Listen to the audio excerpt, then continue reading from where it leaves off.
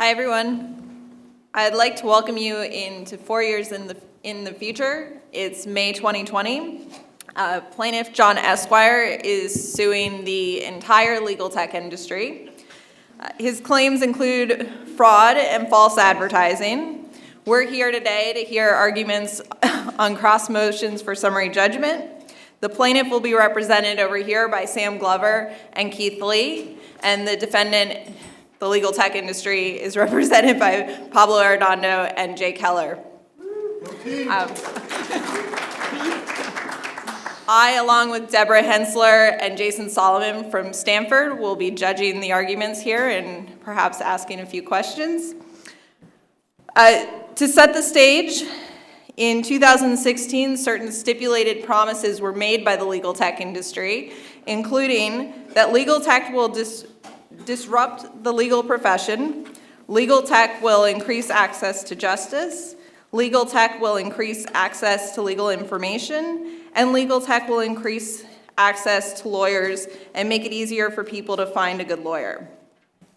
Each side will have 10 minutes for openings, 7 minutes for rebuttal, and then we'll have 10 minutes at the end for questions, both from the judges as well as from the audience. So I'm just going to grab a timer, and then we will get started.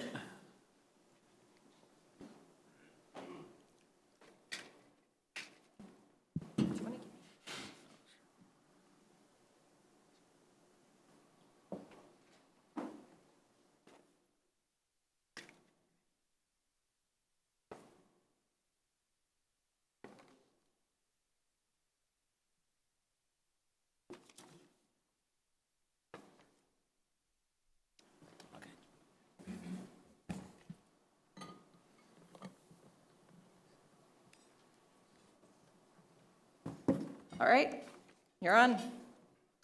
Back in 2016, the legal tech industry promised to disrupt the law and make it easy for everyone to access justice, the law itself, and find a competent lawyer. But it turns out that the law is not so easily disrupted, and measuring a lawyer's competence is not merely a matter of sorting a spreadsheet or enabling client ratings and reviews. Courts are finally starting to open up the law in 2020, but slowly and imperfectly. And access to justice, it turns out, is a more complicated problem than just lowering costs by finding new efficiencies. It takes more than practice management software options, predictive coding, and DIY legal forms. I will address access to justice and law, and my co-counsel will address the absence of disruption and the failure of legal tech to sort the good lawyers from the bad. In 2016, legal aid and lawyers combined met less than 20% of the need for free legal services. At least 80% of those who needed a lawyer didn't get one, but despite all the efforts to reduce the cost of legal services since 2016, those numbers have barely moved in 2020.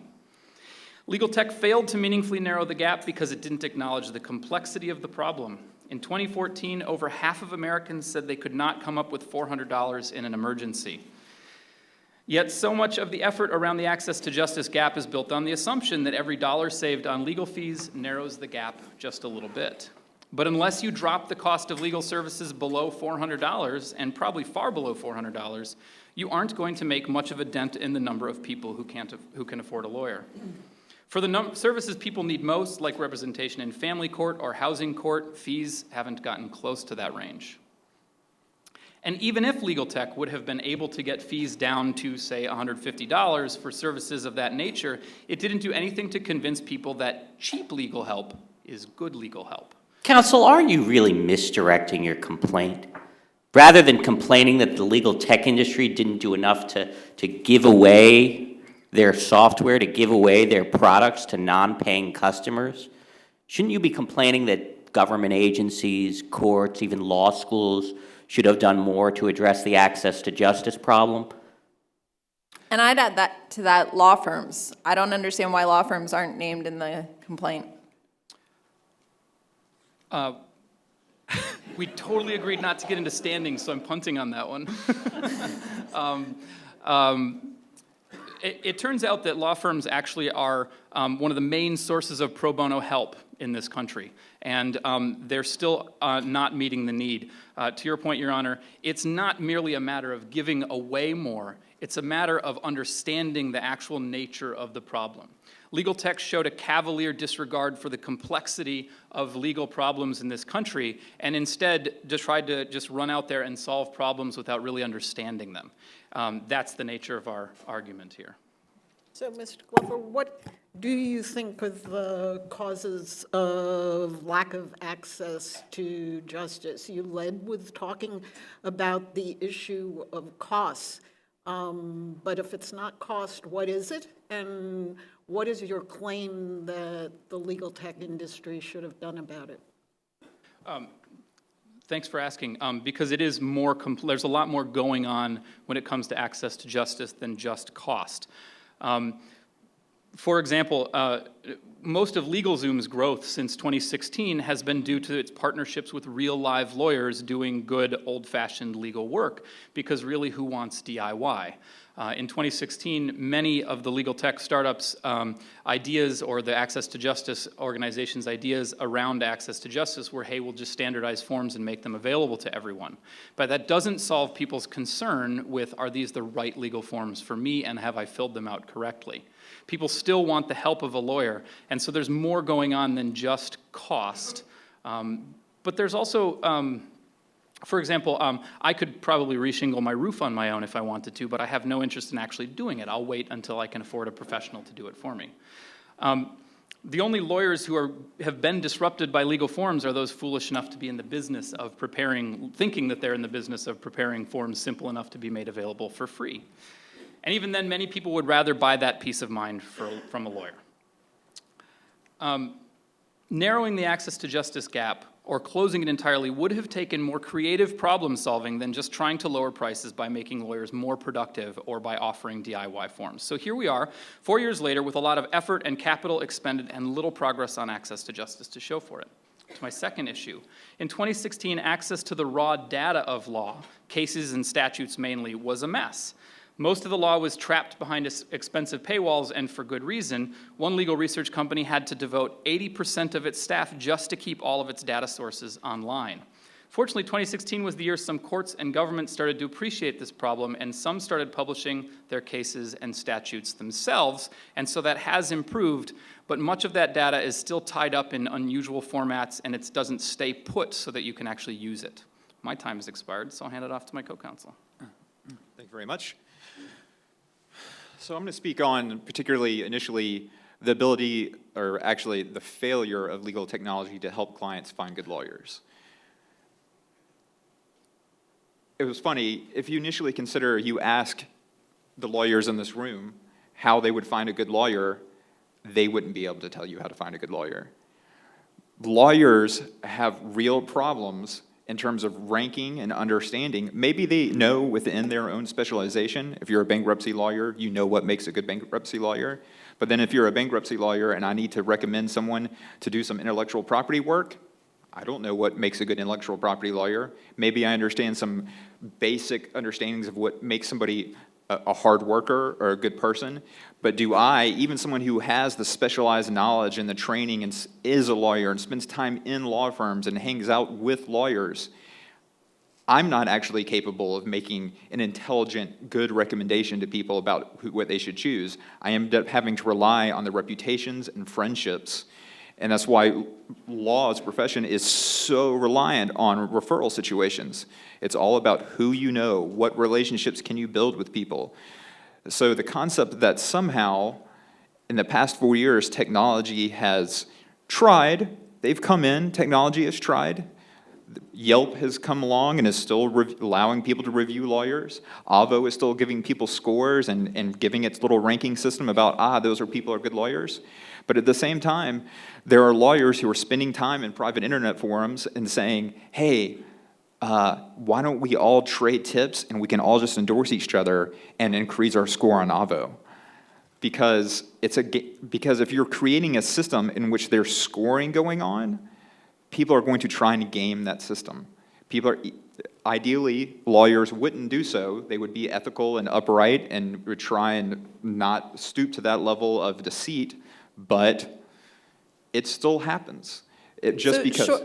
Short of mind control, yes. What solution are you proposing that could have worked to improve access to ethical recommendations? people should go find a lawyer that they trust. There is the technology. Well, that's an easy statement to make. Of course, people should go find a lawyer that they trust, but you're suing the legal tech industry. So my question is, what is it that you would have expected to see the legal tech industry do to make it easier for people to find a lawyer that they trust? We think they shouldn't have even made the claim. Why, trying to come in, just similarly, people tried to decide, oh, well, we're going to try and rank attorneys based on their win-loss ratio. So are you suggesting that the legal tech industry should look at the way things are and just say, well, that's the way they've always been? No, not at all. They should certainly try and make improvements and try and make the situation better to the extent that they can, but perhaps legal rankings is a situation that the legal technology, not that there isn't a solution possibly out there that they could try and approach, but that the solutions that have been attempted thus far in terms of ranking lawyers with easily gamed systems or ranking lawyers based upon, say, a win-loss ratio, because I only want criminal defense lawyer to represent me who wins. Well, if I look at his ranking system and he has most of his clients get life imprisonment, but he only takes on capital trials. But isn't that the same with any industry? That there's a sense of buyer beware, and you look at rankings across multiple sources, you read reviews, you talk to people, and then you make your selection. How is that different from other industries? Because lawyers are unique. We're not a product. We don't provide a product. Not that lawyers are unique as an industry, but each lawyer is unique. Do doctors provide a product? They provide a service. And doctors are ranked as well. There are many websites where you can find doctors ranked. That's true, and I would probably, if you speak to most physicians, they probably don't enjoy those ranking systems either. They're there, and maybe it provides a better situation for a consumer, but it also has the ability to deceive consumers as well. You're suing the legal tech industry. So what is it that you're accusing the legal tech industry of doing that's not consistent with the way other industries have tried to tackle this problem? It's providing fraudulent information that consumers rely on to their detriment. What's the fraudulent information? We're at time. We're at I time. believe.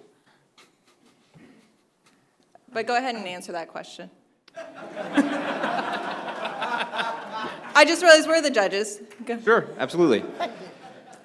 By creating a system in which there is no method of review or no verification of the data that is provided to the consumer, it does create such a buyer beware situation that consumers are harmed by it. I understand that there's a buyer beware if I'm buying a rake or something, but if I'm going to go select someone to represent my child because they were involved in a DUI. But not doctors. All right. May it please the court. I am Jake Heller, CEO and founder of Casetext, and with me is Pablo Arredondo, also of Casetext. And we represent the defendant, Legal Tech. And I'll be taking on two of the claims, two of the promises that Legal Tech made in 2016 that we believe have already been fulfilled by 2016 and are especially being fulfilled by 2020. The first one is about disruption. I think the case to be made that Legal Tech is disrupting the legal industry by 2020 is easy to make because in a lot of ways we're already there. And I have limited time, so I'll talk about just a few of the ways that I think by 2016 we already knew that the legal profession was being quote-unquote disrupted. Sam touched on the idea of standardized legal forms not being enough, that derided DIY law. And I gotta say, just a few examples of the ways in which things like forms have dramatically changed the way that law is practiced today. When my dad started an internet company in 1993, he used Wilson Sonsini and $20,000 to do things like incorporate and raise his first round of capital. When Casetext started in 2013, 20 years later, we paid $20 to a website called Clerky that used the exact same forms that Orrick, Harrington, and Sutcliffe used and was able to raise capital and incorporate based on that. My sister-in-law does freelance videography in Los Angeles, usually picks up gigs off of Craigslist. And before Legal Tech, she would essentially get paid money in a handshake, and there was no protection whatsoever if the money didn't come through or if things didn't happen the way they should. And now she uses an app called ShakeLaw, and she's able to punch in just a few facts about her situation and get basic, although important, protection for the work that she does. LegalZoom has served thousands upon thousands of people who otherwise may not even know that they have a legal problem, let alone know how to solve it, and not be able to afford it either. And it's changed their lives dramatically. And I gotta say, Mr. Heller, yes. do you have some data that you could present to the court on what the market penetration is of that particular service? So you gave us a bunch of attractive anecdotes. Sure. But Mr. Glover said that there's still 80% of people who aren't being served. I don't have before me the research that shows the number of people being served by a service like LegalZoom, but I will say they nearly went IPO. I think they're doing okay. So I think they're servicing many, many people. And I actually agree that bringing down costs alone isn't enough. You also need to make sure, in 2016, companies realized you need to make sure that it's not just about providing the services cheaply, it's also about letting people know that they have a legal problem that needs to be addressed. Mr. Heller, then I'd follow up. And you said they must be doing well, so they must be servicing a lot of people, but are they servicing the right people? Do you have any information to show that they're servicing people who wouldn't have otherwise been able to find a lawyer? For example, I've used LegalZoom to set up an LLC because I know about it, and I know that it's a good way to set up an LLC. But had LegalZoom not existed, I would have found another way to set up an LLC. I think that's an excellent point. I think that by 2016, companies started realizing that the one thing they're very good at as companies, as legal tech companies, is marketing. And there's a marketing challenge today, which is finding the people who are in need and providing the services to them. And I think that by 2020, companies like LegalZoom, Clerky, and ShakeLaw will have found ways to reach more people because that's their clientele. Yeah. But Mr. Heller, your claim is not that you increased access to justice, at least on this point, that you served some more clients. Your claim was that the legal tech industry's claim was that you were going to disrupt the legal profession. Now, you graduated from one of the finest educational institutions in the world.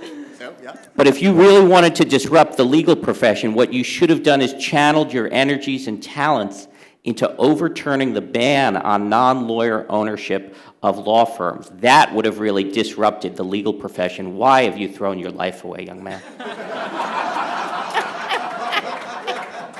I think that segues nicely into my second point. I think there's many ways to disrupt the profession, many ways that different parts of it can and should have been changed and were changed. We already know that, again, to bring up LegalZoom, Eddie just talked earlier about how, in 2016 he started a petition, and by 2020, God willing, that petition worked, and that's one avenue by which change needs to happen. My second contention's about legal information, which I want to turn to now. Information is one of those things we all know, in general. Information and disruption of information, probably one of the best examples of that was Wikipedia, right? We started from a world where you had to pay $1,000 to get a 10-volume book set in Britannica, which stopped publishing books because something that is updated not every year but every day, that is built by people with discrete expertise and edited by a community of thousands of people, was able to take information that was once expensive and made it free. And I firmly believe that that's what's going to happen in legal technology as well. We at Casetext, for example, are already at a point by 2016 where 250,000 articles and annotations have been added by the legal community, where building something like Shepard's, which has taken hundreds of years and thousands of people to develop a system of what is overturned and what isn't, critical information that is locked behind huge paywalls. We have law students at 100 schools, who've added at this But point. Mr. Heller, 500,000, yes. the promises were increasing access. Yes. So the people that are using tools like your own and similar tools, is that increasing access as in providing this information to people who wouldn't have already had it, or just providing it to people in a new way, but the audience is the same? I would answer your or question with a yes, in that there are even many attorneys today who cannot afford to get access on a regular basis to tools like Shepard's or Keysight. And for those people, I believe we're providing a service. And there are also other people, too, who need to do legal research for a variety of reasons, sometimes even in a pro se setting, who for the first time can access high-quality legal information, oftentimes on services like ours. And I don't want to just self-promote. By 2020, we are 2 years away from Ravel Law, who's helped finance making all of Harvard Law's library digital and available for free, which will spawn, we predict many more businesses and many more opportunities, many more nonprofits. By 2020, I think that you'll see the trend that's began earlier of legal blogs and information being promoted by law firms. They're giving away their best and brightest thoughts for free.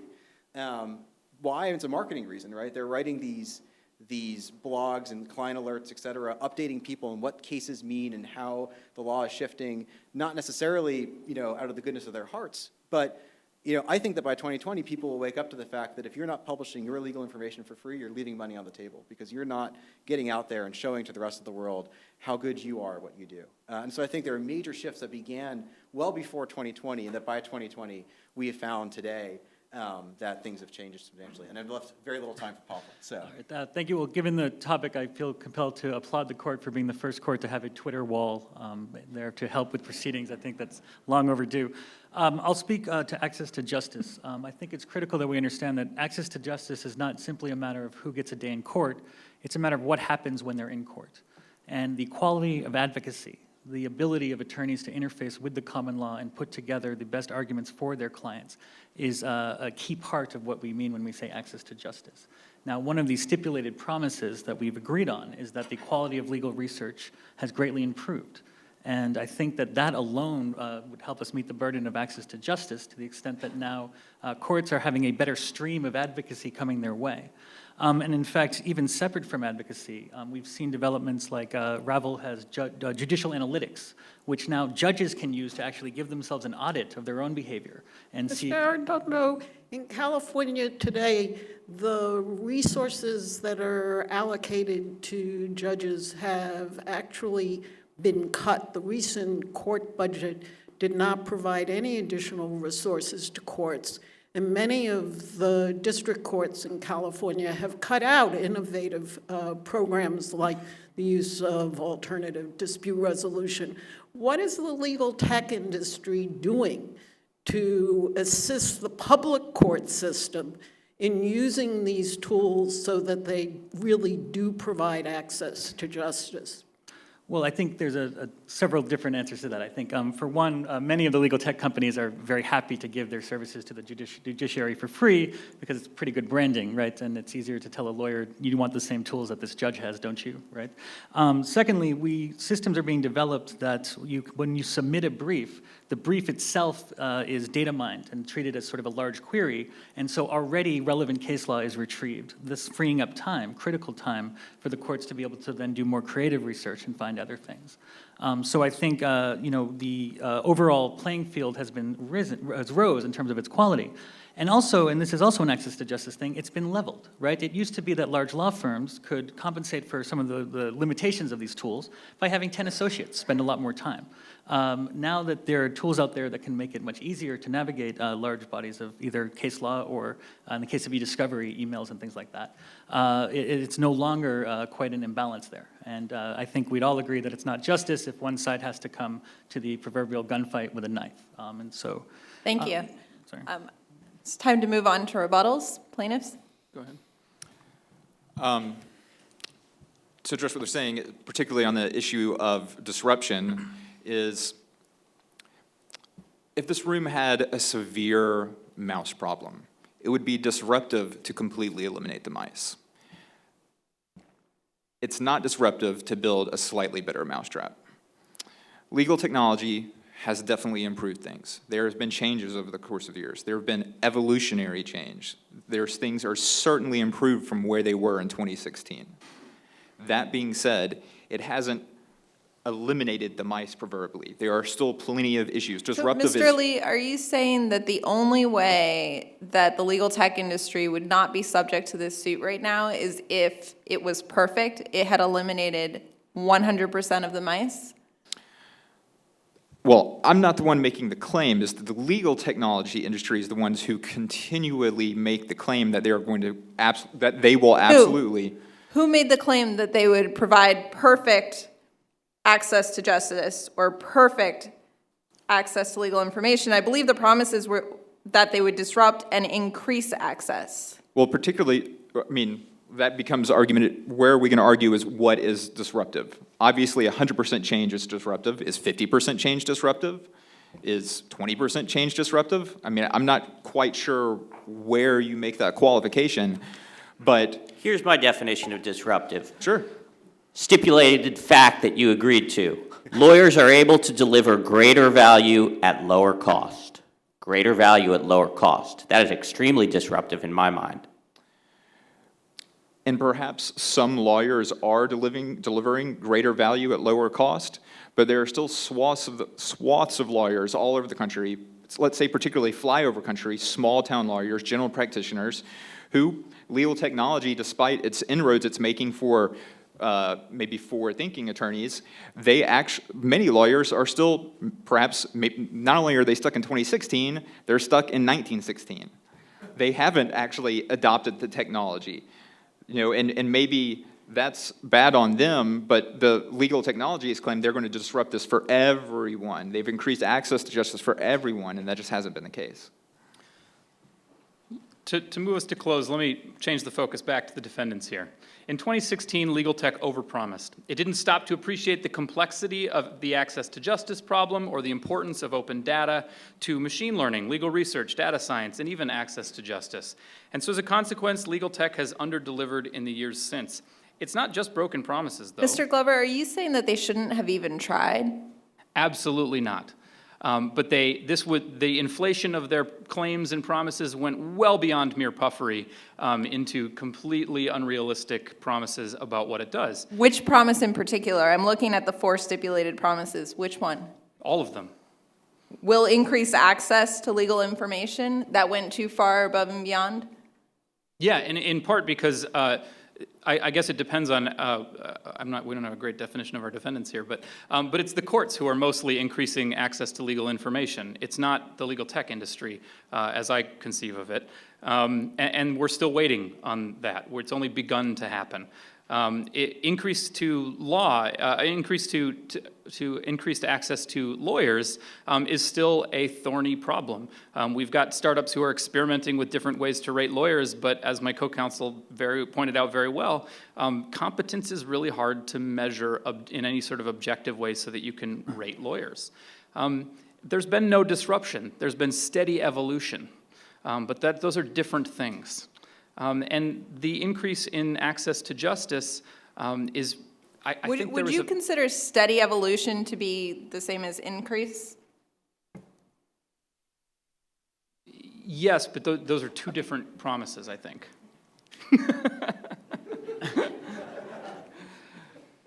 I think legal tech could have increased access to justice, law, and lawyers if it had taken the time to stop with the bluster about what it could do in blue sky thinking and instead focused on the complexity of the problem. But instead, in 2020, it has mostly preserved the status quo.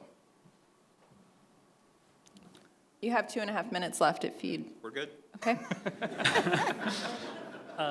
Briefly on a couple points, Your Honor. So the question of access to finding a good lawyer, right? I think they've assumed that AVO and these other sort of systems that give you a little entry is sort of the end of it.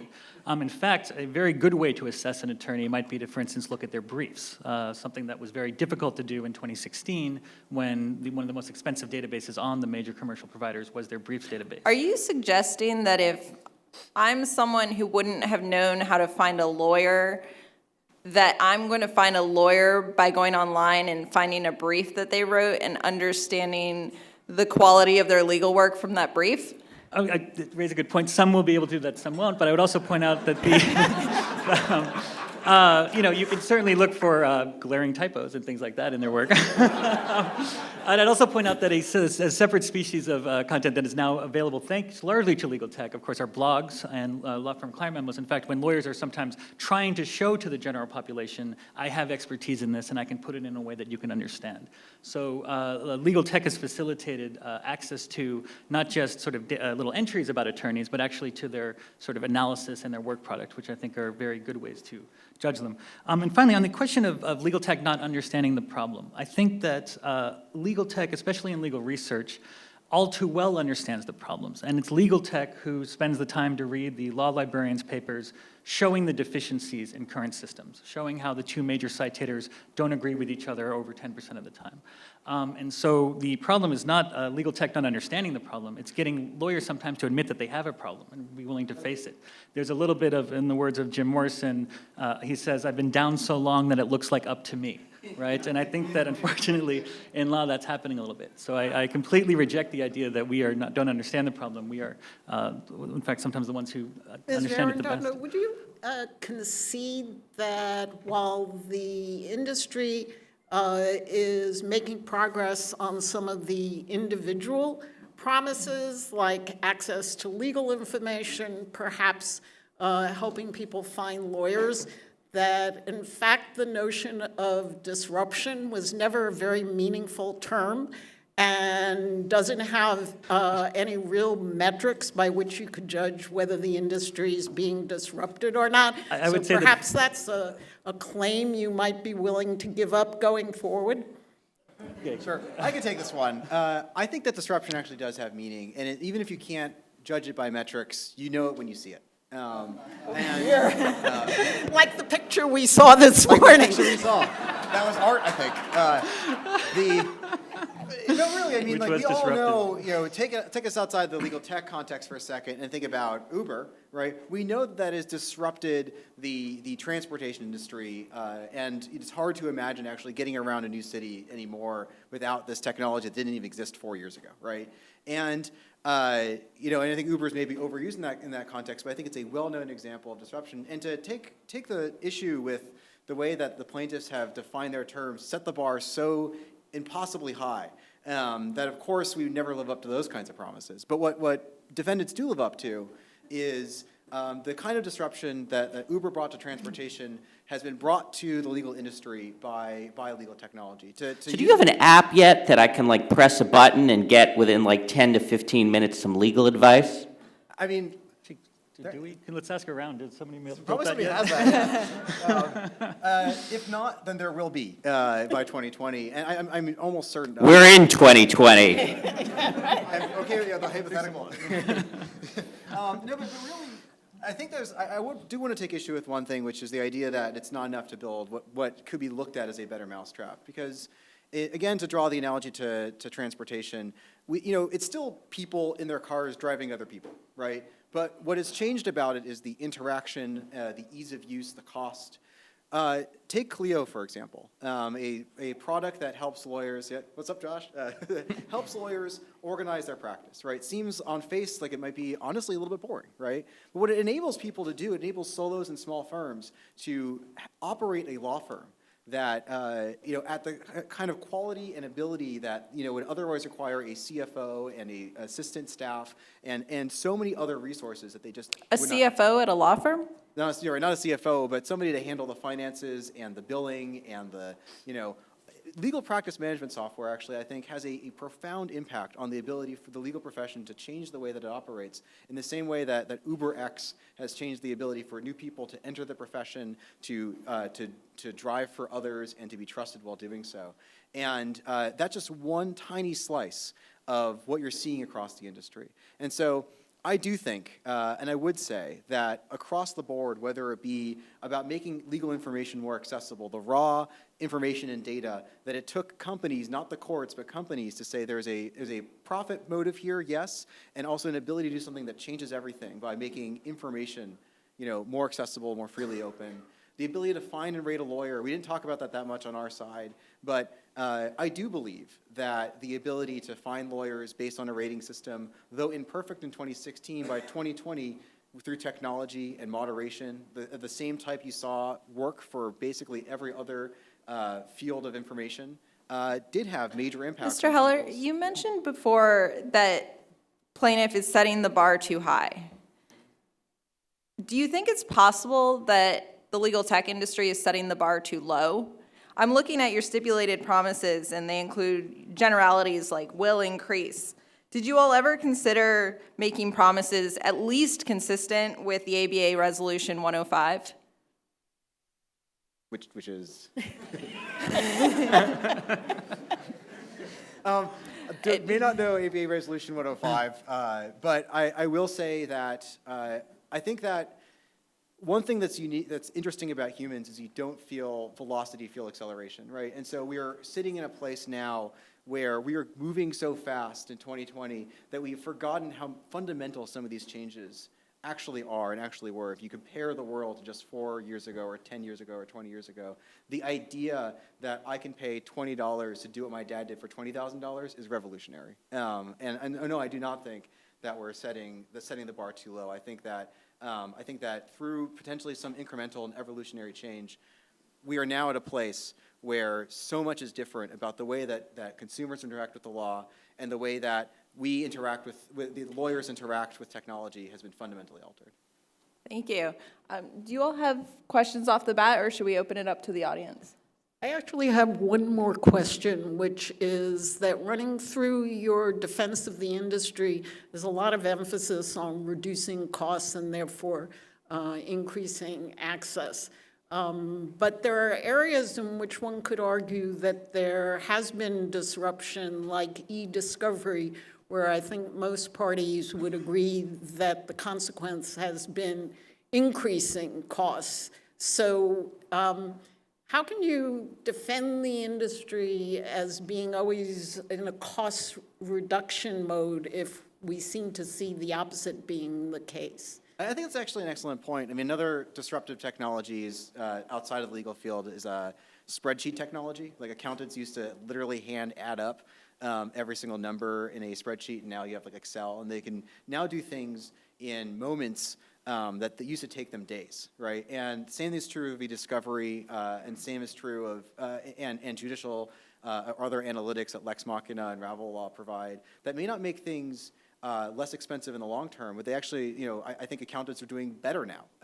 They, even though they, like us, sometimes bill per project or per hour, because they're able to provide not necessarily a cheaper, but a much higher quality level of service, and to start asking questions that we were never even able to think to ask before in a world where without technology it would be unthinkable to even go down a path of mode of thought.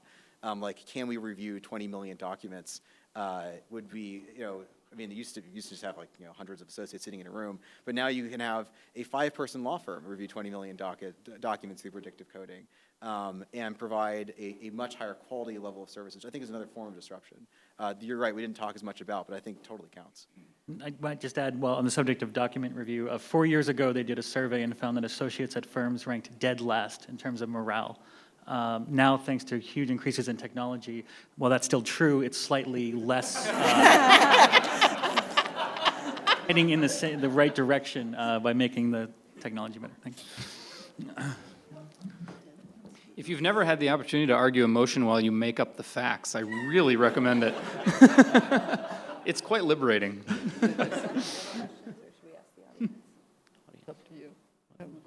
Does anyone in the audience have a question?